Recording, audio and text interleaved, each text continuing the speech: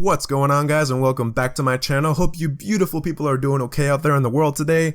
I know I am, and it may or may not have to do with the fact that I just drank 2 cups of coffee before sitting down to make this review. So, I just got back from watching Mission Impossible Fallout, and honestly, the first thing I have to say is, wow, what a movie. I haven't had this much fun watching a movie since watching Infinity War for the first time back in April. Now, before I get a bunch of backlash for saying that, I want to be very clear that I did not base my review for this movie on a movie from a completely different cinematic universe. I'm just saying that it was a lot of fun to watch, plain and simple. Now, before I get into specifics about what I loved and what I also didn't love about this movie, I am warning you that this review is going to contain some spoilers. But, unlike most of my other reviews, I am going to leave most of the spoilers for the very end. So, never fear, my fellow cinephiles, because you can still watch most of this review without ruining the whole movie for yourselves. I'll be sure to give you a heads up when we're about to enter the spoiler zone. So, let's get started. First thing I want to say is Tom Cruise, you freaking killed it, man. Oh man, the way that guy moves while doing some of his stunts is almost hard to believe, even as it's happening right in front of you. He definitely does not let his age get the jump on him, especially in that jump from one building to another building, which looked pretty painful, by the way. And then his running, whoa. I know for a fact that I cannot run that fast unless I'm running after a box of donuts tied to one of those RC drones. Honestly, if it wasn't for all the heavy lifting that Tom Cruise put into his own stunts, the action scenes in this movie would not have been as awesome as I thought they were. The bathroom scene was by far one of my favorite action sequences like ever. It had me on the edge of my seat, it was dirty in the sense that no one really held anything back, and somehow, some way, it was also kind of funny. For the most part, all the fights throughout the movie looked pretty well choreographed. But I think what made them so exciting for me is that it was almost always impossible for me to tell who was going to come out on top. I also fell in love with Henry Cavill's character as this movie went on. First of all, his mustache is clearly nothing to mess with, so now I can kind of understand why it was so hard to Control-Alt-Delete his mustache for his screen time in Justice League. And if any of you guys have seen my face in the vlogs, even you know I can never live up to his level of facial hair. But more importantly, Cavill's character is the muscle of the quote-unquote team. I'll get to that later. And he really knows how to deliver the pain. I mean, this dude is big. And he fights more like a brawler than like a secret agent who's learned how to master really precise, really sharp fighting moves. Also, in addition to his fighting style, the way he handles other no-combat situations really helps set him apart from Cruise's character. Like, you can definitely tell that they each have their own way of handling pretty serious situations, and I don't know why, but I just find that so cool. I was also kind of intrigued with the whole arc of the plot that dealt with the White Widow. For those of you who haven't seen the film but have seen the trailer, White Widow is the blonde woman who shows up for a couple seconds as she swings a blade at some guy in front of her. Something about her character made her so mysterious that for most of the movie it was really hard to tell which side she was on. She gives off this impression that she can see right through Tom Cruise's character, almost as if she has an idea of what he's been through and the kind of man he's had to become as a result. But either way, she knows how to hold her own in a fight, and she brings a lot to the story despite the fact that she's more of a minor character. One thing that also caught my attention during this movie were some of the amazing shots of really breathtaking locations. The wide shot of the Himalayas near the end of the movie almost didn't look real, and even though I found out pretty quickly that those weren't actually the Himalayas, it still amazes me that the film crew went all the way to New Zealand to capture one of the most majestic backgrounds in the movie. Even some of the shots that were taken indoors were executed so well, with all the best lighting and smooth camera movements, that I almost felt like I wanted to be there myself, minus the part about getting beat up by a bunch of bad guys, of course.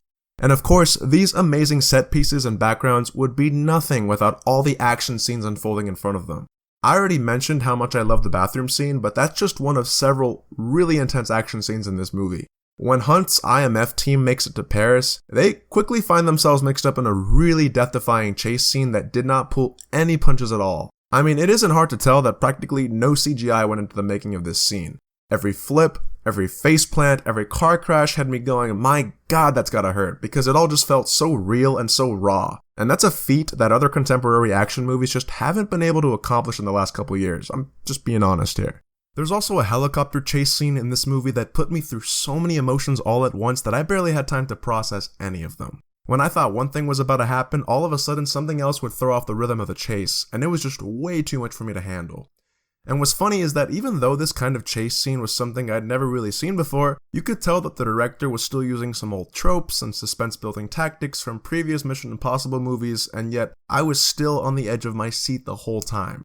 It's like I knew exactly what they were trying to do, but they were doing it so well and with so much ingenuity that I couldn't take my eyes off the screen for even a millisecond.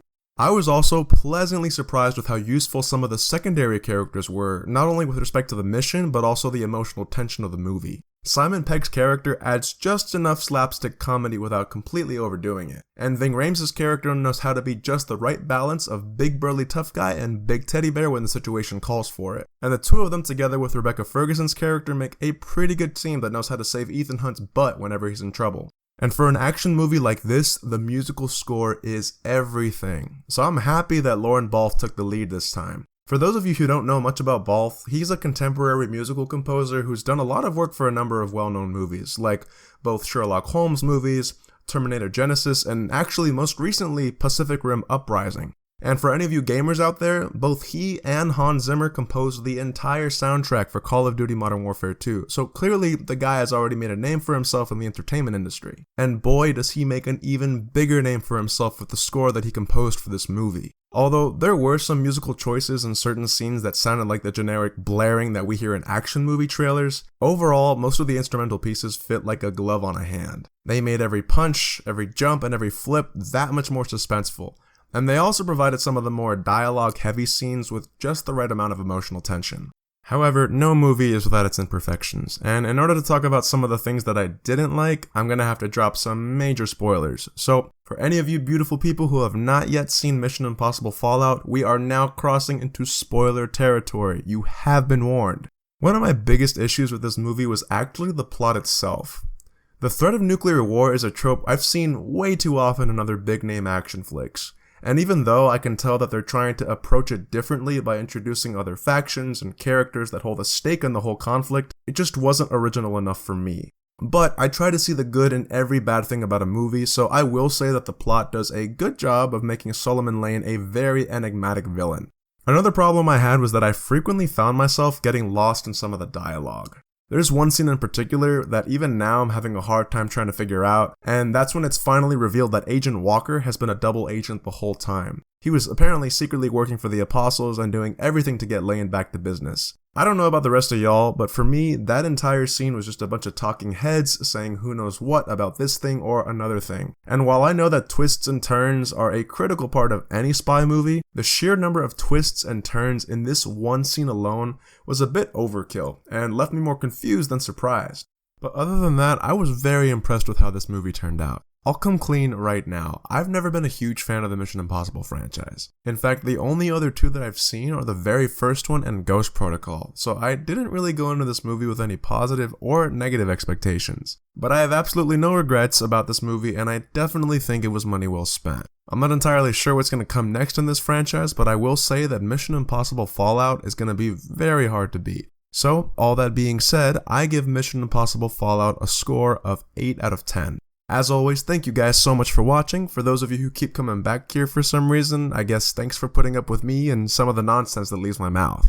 And for those of you who are new to this channel, welcome friends. I hope you left your decency back home because it gets pretty weird in here sometimes. I'd love to hear your thoughts on the movie in the comments below, and if you liked what I had to say about this movie and you're interested in seeing more reviews like this one, make sure to hit those like and subscribe buttons on your way out. I'll be sure to see you all in the next one. Keep it real, guys.